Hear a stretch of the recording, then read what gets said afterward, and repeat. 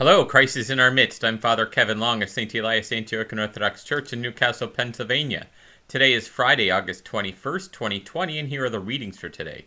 The first reading is from St. Paul's second letter to the Corinthians, chapter 4, verses 13 through 18. Brethren, since we have the same spirit of faith as he who had wrote, I believed and so I spoke, we too believe and so we speak, knowing that he who raised the Lord Jesus will raise us also with Jesus and bring us with you into his presence. For it is all for your sake, so that the grace extends to more and more people, it may increase thanksgiving to the glory of God. So we do not lose heart. Though our outer nature is wasting away, our inner nature is being renewed every day. For this slight, momentary affliction is preparing us for us an eternal weight of glory beyond all comparison, because we look not to the things that are seen, but to the things that are unseen. For the things that are seen are transient, but the things that are unseen are eternal.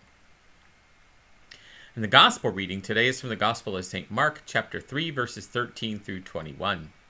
At that time Jesus went up onto the mountain and called to him those whom he desired, and they came to him. And he appointed 12 to be with him, and to be sent out to preach and have authority to cast out demons.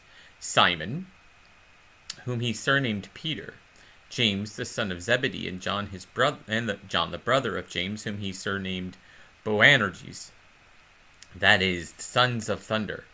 Andrew and Philip and Bartholomew, and Matthew and Thomas and James the son of Alphaeus, and Thaddeus and Simon the Cananean, and Judas Iscariot who betrayed him.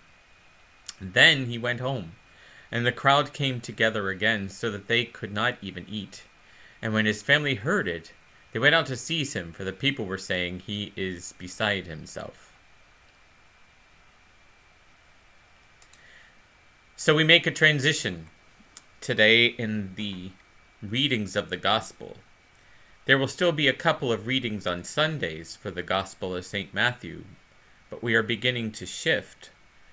And actually, by the middle of September, we will move from the Gospel of Matthew to the Gospel of Luke. But in the meantime, we have these selections from the Gospel of Mark that we will read because we don't get into much of the Passion at this point. That comes much later in the calendar year. So today, we move to the Gospel of Mark, and there we see Christ's encounter with his disciples for the first time, and how the people respond to him when they see him. They think that he's not in his right mind. They think that he is, as they said, beside himself. They call his family, and his family comes to take him and bring him home. Because the message that he preaches and the things that he does, those things are so uncommon to the people of that day that they didn't know what to think. So instead, they immediately assumed that there was something wrong with him and needed to be cared for by his family. Now, obviously, we know and we understand. And of course, we could have the saying inside ourselves, well, if he were with us, we would understand him and we wouldn't have these kinds of situations. We wouldn't be like his family trying to bring him home and bring him to his right mind and so forth.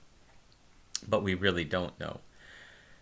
Christ himself says that he comes like a thief in the night. So if we did indeed behold Christ, how would we know? What would be the sign? What would be the indication? Would it be what we've read in the Gospels? Would it be what we heard from the Old Testament? Would it be something else? Would it be through lightning and thunder and so forth? In honesty, I think it's fair to say that we need to be careful not to judge those people, because who knows how we would respond if Jesus came back today. If he came, would you be willing to completely change your way of life? Would I? It's hard to answer, because we aren't in a position where we think about these things. We would like to say, if Jesus came, yes, we would follow him with all of our heart and with all of our strength. But if it meant leaving everything behind, if it meant being in a position where you're vulnerable all the time, completely dependent just on God, is it something that we are able to do? It's a rhetorical question, obviously, but it's one that we should ask ourselves from time to time. If Christ came, how would we respond? Would we want to keep are things that we're comfortable with. We would want to keep the lifestyle that we're used to living. Or would we be willing to drop everything and follow him? These, again, are not simple questions that get simple answers. We have endured a lot through COVID. We've had to put up with a lot of disruption to our normal way of life. So if Christ came and did the same thing, how would we respond? Would we respond gladly and just run to him? Or would we be resentful? It's hard to say. But we need to remember, as the Apostle Paul says in today's reading, he says, we look not to the things that are seen, but to the things that are unseen. For the things that are seen, the things in our lives, are transient. They have a beginning and they have an end. But the things that are not seen, as in God, who has not revealed himself clearly in this generation, except through signs and wonders, and from time to time maybe an occasional introduction at some point to somebody, but not in the way like he was in Jerusalem in the time of his life on earth in the incarnation. So saying again, the things that are unseen are the things that are eternal, and the things that are seen are the things that are transient. We should ponder these things, and may God give us the inspiration and the guidance to be able to do what we are called to do when the time comes. May God give us strength, even today, to do the tasks that we need to do to be well-pleasing unto him. Well, may God bless you and keep you, you and your family, today and always. And God willing, we will meet again tomorrow. Have a great day.